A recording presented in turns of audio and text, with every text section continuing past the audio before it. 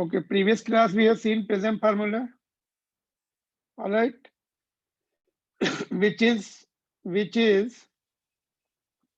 n is equal to sine A plus del m by 2 upon sine A by 2, where n is the refractive index of the prism and A is what? A is what? Prism angle. A के तीन नाम है. What are the three names of the A? A have got three names. One is prism angle or apex angle also. Prism angle or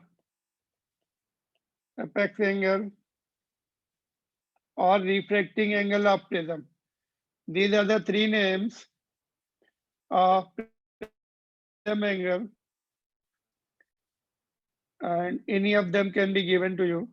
And also derivation may we have seen these are the steps here, and in between we get that deviation is I plus E minus A. All right. So at minimum when angle I increases, deviation decreases. Angle I increases, deviation decreases. In that case rays become symmetric. पूरी ऐसे symmetric हो जाएगी ये और ये ऐसे. I इधर से ये और ये भी I हो जाएगा. ये दोनों equal हो जाएंगे. R1 will be equal to R2 is equal to R, and this ray will be parallel to base. 0 degree angle बनाएगी base के साथ. All right. Therefore, finally we get this relation. Del M is the minimum deviation angle. A is the prism angle. All right. Graph हमने draw किया था इसका. अगर prism liquid में है, suppose if glass prism in if ये extra point लिख रहे हैं, डेरिवेशन यहीं पे फिनिश कर देना है. You don't have to write the extra points in the derivations, right. If glass prism is in water, left side में क्या हो जाएगा? n in place of n it will be ng upon nw. n की जगह, because जब air में होता तो एयर का रिफ्लेक्टिव इंडेक्स 1 से डिवाइड कर देंगे. वाटर में है तो वाटर के रिफ्लेक्टिव इंडेक्स है. फिर ये n क्या होता है? ग्लास का रहता है, प्रिज्म का रहता है. तो ये लेफ्ट साइड में चेंजेस हो जाएंगे. यहाँ पर ये आ जाएंगे, राइट साइड में नो चेंज.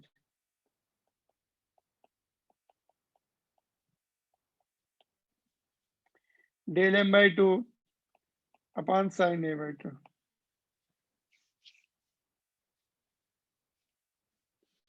ठीक है.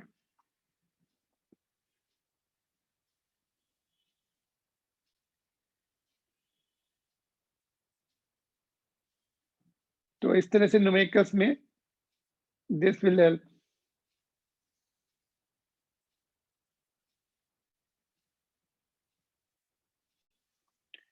एंड डिविएशन का हमने ग्राफ बनाया था. Can we solve this question? बोलो. An equilateral prism is placed on a horizontal surface. A ray PQ is incident onto it for minimum deviation. Which of the following options is correct?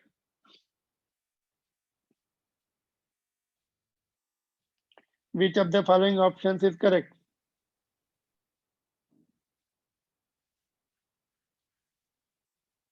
बोलो. कौन सी रे horizontal होगी?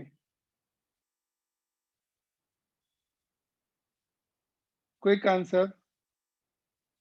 ये horizontal होगी कि ये वाली होगी कि ये वाली होगी?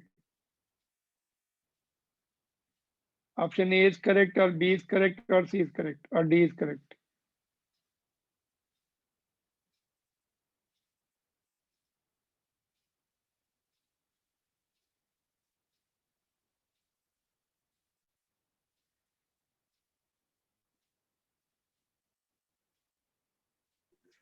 So RS would be horizontal. RS would be unusual. क्यों? Why? It appears है ना, और जानबूझ के मैंने जानबूझ के किया। एक्चुअल में वो है, एक्चुअल में ऐसे है diagram. I have made it like that. You should be trapped in that. कौन सी होगी? QR. Why QR? Sir, because it is inside the medium and medium is same throughout the triangle. No, not a right explanation. Anybody else? पढ़ाई करते नहीं तुम लोग, है ना? बिल्कुल, अभी भी बताया मैंने, अभी जस्ट नाउ। पढ़ते भी नहीं, सुनते भी नहीं कोई भी, है ना?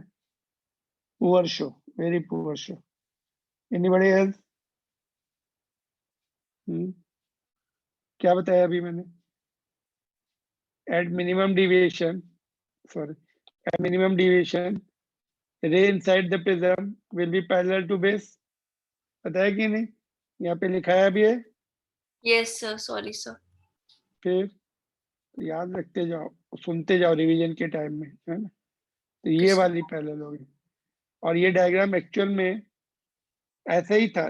ये जेई का क्वेश्चन है, एडवांस का, वो भी इट वाज लाइक दिस। एक मिनट, बुक वाले ने गड़बड़ कर दिया, बुक प्रिंटिंग में मिस्टेक हो गई है, बट एक्चुअल में it was they have shown deliberately like this, so that there should be trap कि भाई those who know the real explanation they can write only by seeing, and यहाँ पे seeing is not believing, concept, knowing concept is the main point, है ना?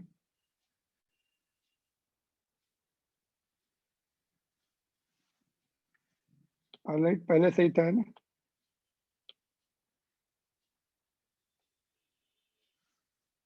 ऐसे ही दिया था competitive examination में कि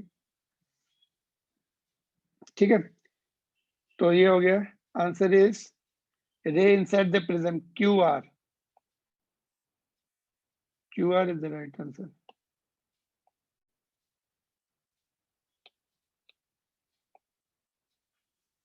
alright, we'll do this question now. ये इंपॉर्टेंट क्वेश्चन है बोर्ड्स पॉइंट ऑफ व्यू के लिए, ऊपर वाला भी आ सकता है बोर्ड में।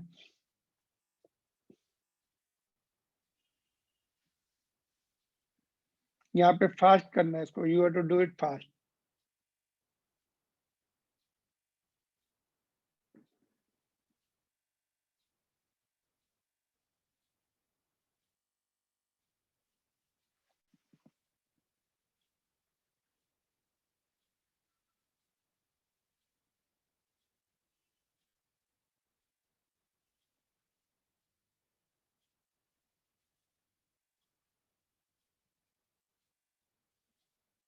सर इसका आंसर √2 रहेगा क्या? पूछा क्या है वो निकालना है, जो पूछा है वो बताना है। n की वैल्यू तो पहले निकालनी पड़ेगी ना सर, लेकिन yes,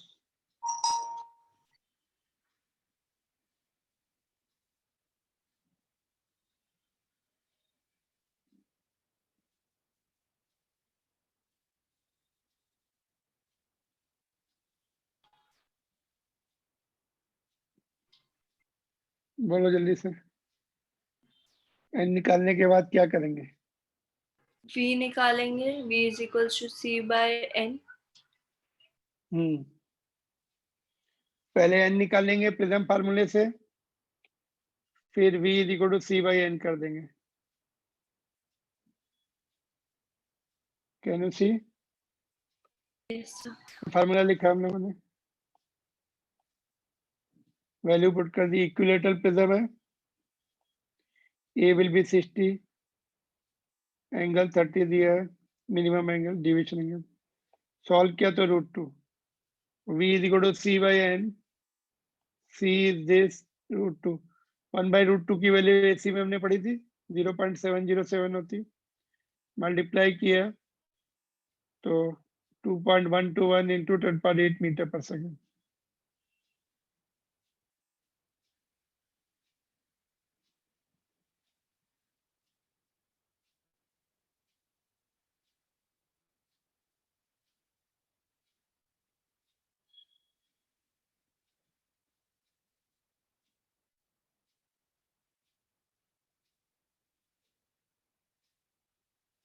All right, moving on to the next question.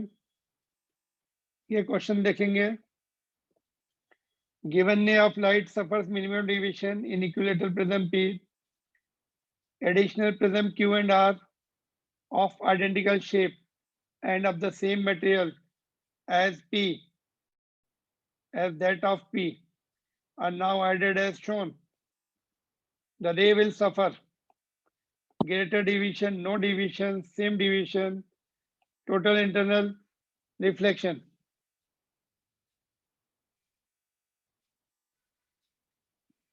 Sir इसमें तो मतलब जितना अगर सिंपल से पी प्रिज्म होता तो जितना उससे डिफ्लेक्शन होता उतना ही आर से मतलब तीनों रखने के बाद भी उतना ही होगा. क्यों? क्योंकि सर जब दो प्रिज्म अपोजिट इससे रखे जाते हैं, जैसे पी एंड क्यू जिस पोजीशन पे रखा है, सो उसका मतलब जैसे व्हाइट रे हम पास करेंगे, व्हाइट लाइट ऑफ रे, सो वो कन्वर्ट हो जाएगी वापस से व्हाइट लाइट ऑफ रे में, और देन ओके ओके ठीक है. चलो ऐसे इसके ऊपर एक प्रिज्म और रख दो, तो ये बड़ा प्रिज्म बन गया. सेम मटेरियल का है, सेम एंगल, इक्विलेटरल बनेगा. तो रे जो है ऐसे, जैसे सपोज इसमें इतनी डिविएट हो रही थी, आगे जाके उतनी डिविएट होगी फिर. तो इट रिमेन सेम प्रिज्म है ना, ऐसे सेम प्रिज्म रहेगा, ऐसे डिविएट होगी.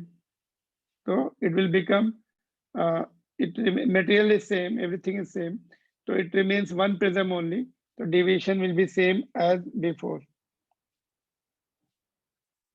ठीक है, तो C आंसर है.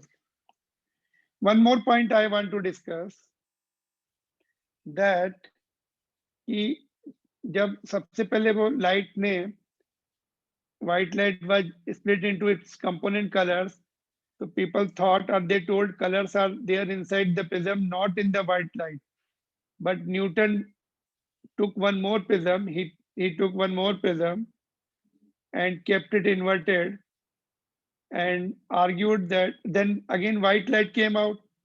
He argued that if there is light colors inside the prism, so again colors should be there, it should be colors should be visible, है ना. जैसे उसने पहले ऐसे रख दिया, यहाँ पे कलर्स दिखे, फिर उसने इन्वर्ट प्रिज्म रख दिया, इन्वर्टेड, फिर व्हाइट लाइट आ गई. तो he argued that if colors are inside the prism, so here also colors should be visible.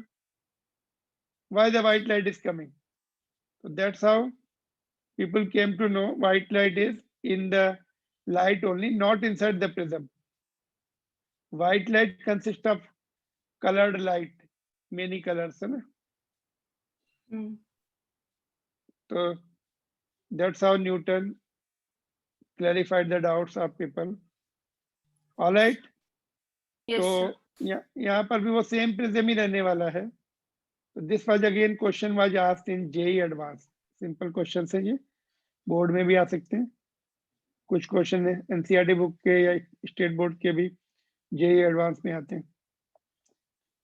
तो they are to keep the questions of board level in advance level. Nearly 15% questions of board level are to be kept in JEE advance and NEET also. Question दिखाइए ना. कौन सा वाला दिखाऊं? वही 3 prism वाला? नहीं सब, हाँ 3 प्रिज्म वाला. हाँ ये All right, ठीक है. So C is the correct option. All right.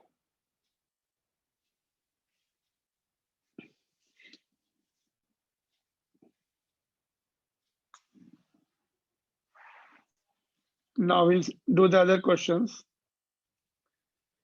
इसके questions important रहते हैं प्रिज्म के.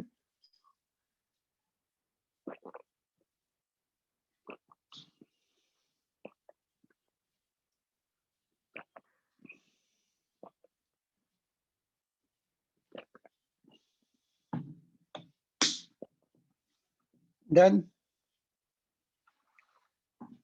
देखो ये भी question, we can do it now here itself. If refractive, नीचे वाला क्वेश्चन देखो. If refractive index of prism is n is equal to cot a by 2, where a is the prism angle, find minimum deviation angle, del m निकालना है. minimum deviation angle you have to find out, that's del m.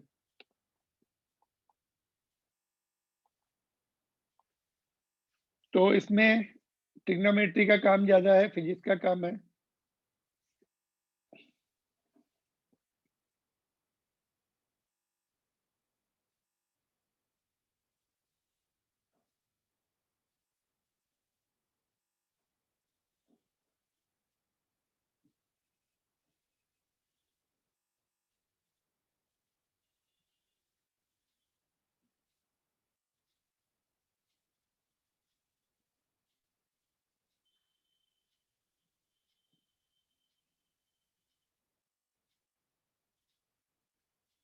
कितने आ रहा answer, बोलो जल्दी से. Yes, sir, 2 minutes.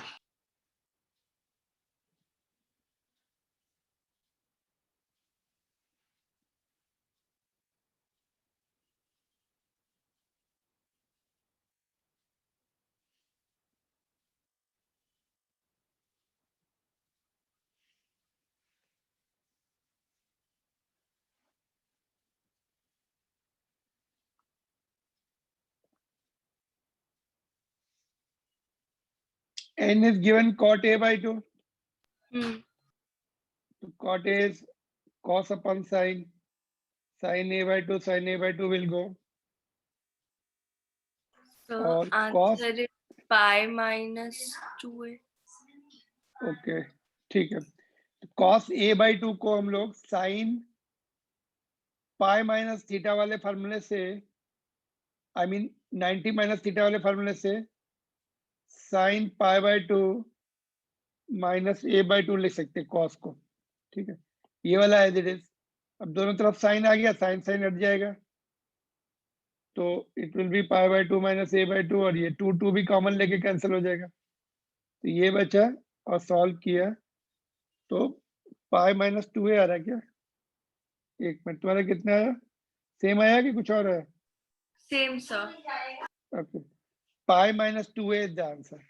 ठीक है, तो ये थोड़ा थोड़ा चेंज करके कोई ना कोई क्वेश्चन आता रहता है. This was asked in NEET examination last year. Every time we do in the class, but it was asked in the NEET. Board में आ सकता है अभी.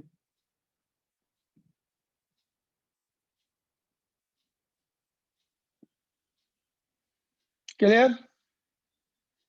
तो यहाँ पर थोड़ा सा कंफ्यूजन होता है आफ्टर दिस स्टेप, है ना. क्या करें, दोनों को साइन में कन्वर्ट करके साइन 90 माइनस थीटा वाले फॉर्मूले से.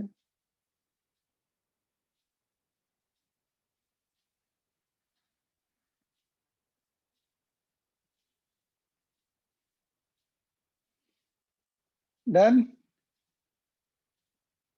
Yes, sir. Okay, one more question. ये वाला यहाँ पे करेंगे. If angle of emergence is 40 degree and deviation is 30, find angle of incidence in equilateral prism. 40 minus 30, 10 degree. अच्छा, 10 डिग्री कैसे? 40 माइनस 30 कौन सा फार्मूला? विच फार्मूला? सब ऊपर वाला. ऊपर वाला अपने, कौन सा ऊपर वाला? 2 मिनट में को याद नहीं है, लेकिन ये angle of emergence minus angle of deviation रहता है ना सर, किसी का तो भी एंगल. तो 10. Other Bhavika, your what is your answer? Bhupesh,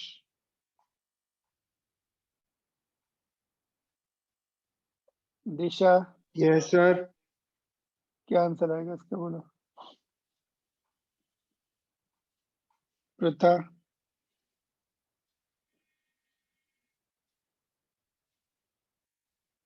which formula we are going to use for this question? बोलो जल्दी से. तो pi plus a is equals to i plus e वाला. पाई कहाँ है? Where is pi? Phi. Pi, pi नहीं, del है वो. Oh yes, sorry, sir. Del plus a is equal to i plus e. Because ये जो division है minimum division नहीं, नॉर्मल डिवीजन है. It is not the case of minimum division, it is division. ठीक है.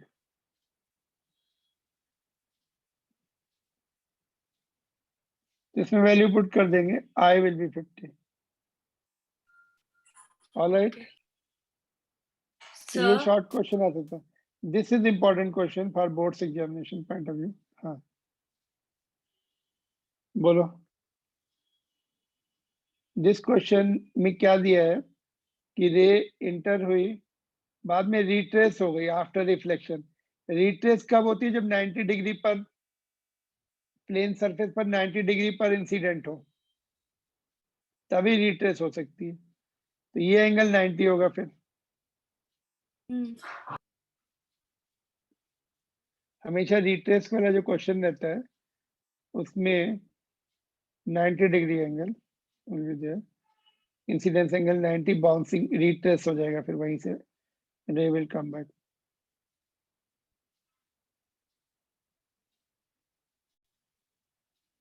Alright. देखो अभी कैसे करेंगे, ये इंपॉर्टेंट क्वेश्चन है.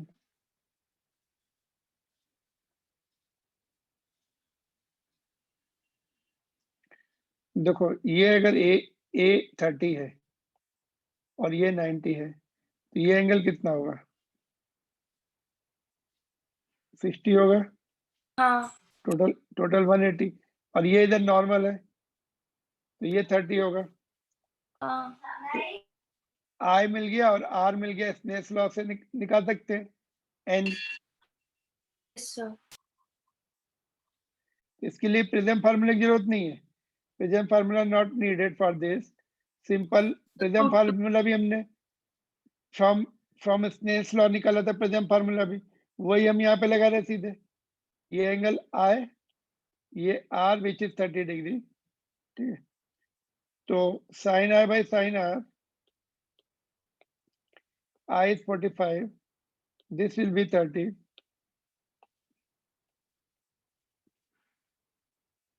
From geometry,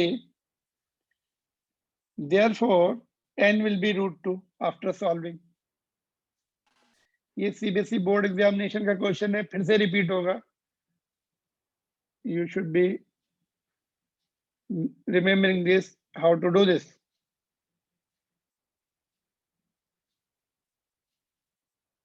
All right. Yes sir.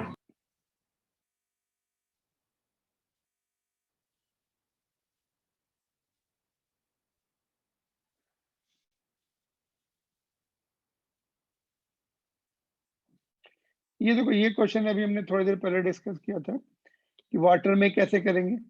Glass prism of refracting angle 60 degree and refracting angle किसको बोलते हैं? What is the refracting angle? Which angle it is? And refractive index 1.5 is completely immersed in the water of refractive index 1.33. Find del m if sine inverse of 0.56 is equal to 34.3 degree. तो ये क्या है? 60 degree क्या है? Prism angle को refracting angle of prism बोलते हैं, because दो रिफ्रैक्टिंग सरफेस के बीच में होता है. तो एन, अभी देखो यहाँ पर एन जी डब्ल्यू, बिकॉज अभी वो वाटर से सराउंडेड है, तो it will become N G W which is N G upon N W. तो G is N G is given, N W is given, A is given, तो del M आ जाएगा. If you put the value यहाँ पे, ये 0.56 कहीं ना कहीं आएगा और उसका साइन इनवर्स आएगा, तो उसकी वैल्यू 34.3 लिखना है. ये सॉल्व योर लेवल बेस्ट. ये भी बोर्ड एग्जामिनेशन का क्वेश्चन है. Everything is given, everything is told to you. 8.6 degree answer आना चाहिए. नहीं आता है, just discuss with me in the next class.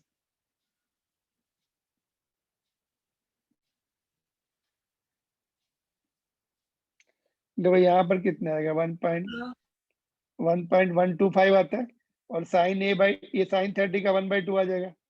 This will हाँ। बिकम 0.56 लेफ्ट साइड में, और ये साइन इधर आ जाएगा तो 34.3 हो जाएगा, will be equal to a plus del m by 2।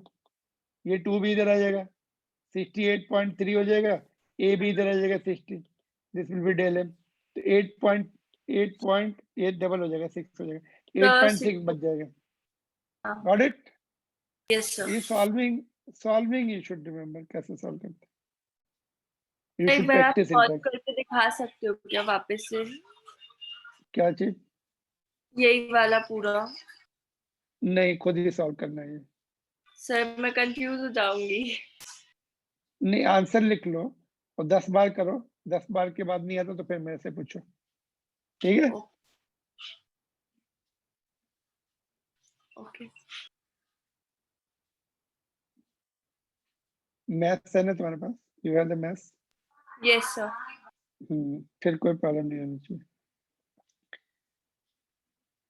देखो ये क्वेश्चन भी सीबीएसई बोर्ड का ही है, इसमें भी थोड़ी हिंट दे दूं, पढ़ लो उसको, I will give you some hint. Ray of light passes through the equilateral glass prism such that angle of incidence is equal to angle of emergence if angle of emergence is 3/4 of the prism angle। तो दोनों equal है। Okay, यहाँ पे लिखा हुआ है दोनों equal है, तो I is equal to E, और ये दोनों फिर 45 हो जाएंगे। It will be the case of minimum deviation, जब दोनों इक्वल होते हैं I एंड E, तो मिनिमम डिविएशन का केस होता है ये। तो मिनिमम डिविएशन है तो फिर वो प्लस मिनिमम ई डिविएशन का वाला और फॉर्मूला, हाँ, या मिनिमम डिविएशन के बिना फार्मूले से ही हो जाएगा, इस फार्मूले से ही हो जाएगा। देखो ये वाला फार्मूला लगा दो, I plus E is equal to del M, है ना? I plus E is equal to del plus A हो गया, और जब I को हमने E को I के बराबर पुट किया तो ये डेल एम बन जाएगा। ये दोनों जब इक्वल हो गए this will become del m, बिना प्रिज्म फार्मूले से हो जाएगा ये।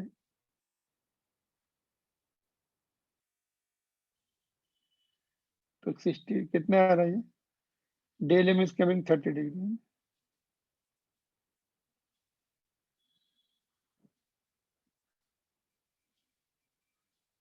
नहीं, प्रिज्म फार्मूला चाहिए ना। यस एक सर। मिनट, क्या चाहिए? हाँ, 3/4 तो इक्विलेटरल है ना, ये तो 60 है ना, ए 60 यहाँ पे नहीं लिखेंगे, यहाँ पे लिया भी तो है हमने, ए 60 लिया ना।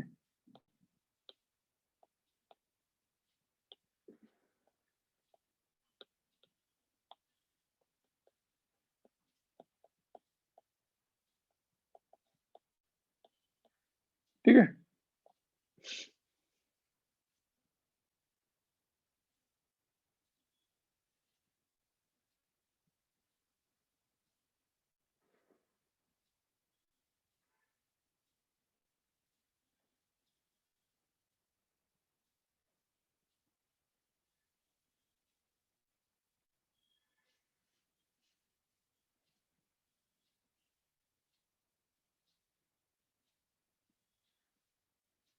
all right, what about this question?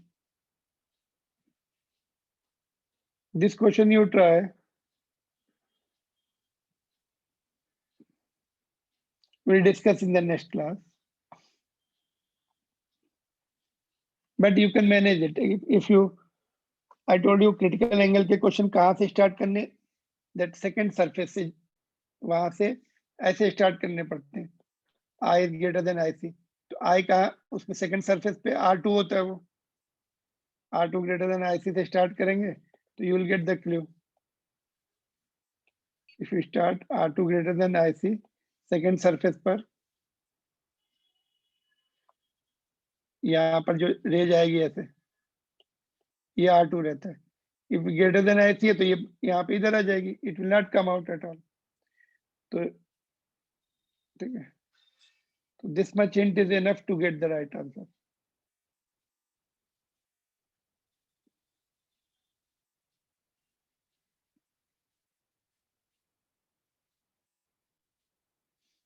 Alright, next class में डिस्कस करने वाले हैं। तो this is very important question, ये अच्छा क्वेश्चन है। देखो इसका एक पार्ट यहीं पे कर लो,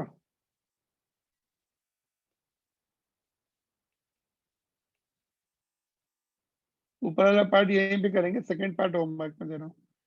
go through the question, I will explain you, I will solve it for you, but you try yourself first. Question पढ़ो, समझो एंड डू इट योरसेल्फ। समझने भी खुद आना चाहिए। I don't have to explain you all the question. वैसे तो diagram बना ही दिया है, डायग्राम वाज नॉट गिवन।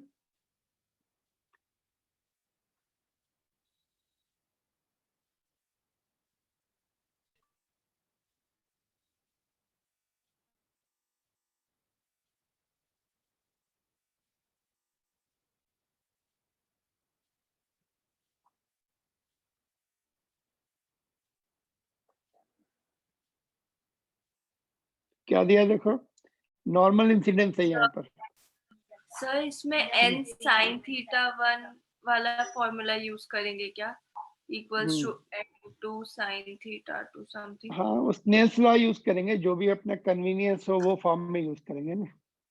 देखो यहाँ से देखो, थीटा 1 कितना लेंगे बोलो। देखो यहाँ से 90 डिग्री 30 डिग्री कैसे? सर, ओके लिसन, हाँ सर ये 90 डिग्री है, देन उसका ये हॉरिजॉन्टल वाला भी 90 डिग्री हो जाएगा। देन इसका अपोजिट से जो लेंगे उसमें से जो नॉर्मल जाएगा वो 90 डिग्री रहेगा, एंड उसके ए जो एंगल है उसका और इसका निकालेंगे तो सर ये वाला जो पोर्शन है वो आएगा 30 डिग्री। ओके ठीक है। देखो यहाँ पे 90 दिया, नॉर्मल इंसिडेंस दिया हुआ है ना, प्रिज्म एंगल इज 30।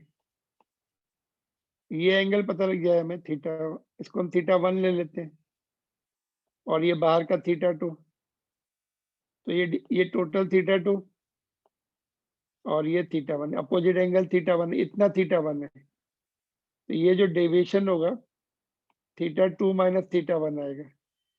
या फिर हमने पढ़ा तो था रिफ्रैक्शन में डेविएशन कितना होता है, रिफ्रैक्शन में डेविएशन कितना पड़ा था, रिफ्रैक्शन में डेविएशन हमने पढ़ा था del is equal to mod of i minus r. तो एक एंगल आई होगा अंदर वाला, बाहर वाला आर होगा। तो मतलब जो डिफरेंस है अंदर और बाहर वाले का एंगल, एक सरफेस से और दूसरी सरफेस का, उसका डिफरेंस का मॉड होता है डेविएशन। तो हमें थीटा 2 कैसे मिलेगा? थीटा 1 पहले निकालना पड़ेगा, ये वाला थीटा 1, ये 90, ये 30, तो ये 60, तो ये 30। मतलब ये जो एंगल होता है वो इधर भी आ जाता है, ठीक है कि नहीं? 90, 30, 60 और ये नॉर्मल है, तो ये 30। तो n1 साइन थीटा 1, n1 कितना लेंगे? √2। यहाँ पे क्या होगा? n2 विल बी एयर, तो ये थीटा 1, ये टोटल एंगल थीटा 2 और ये del which is theta 2 minus theta 1। बस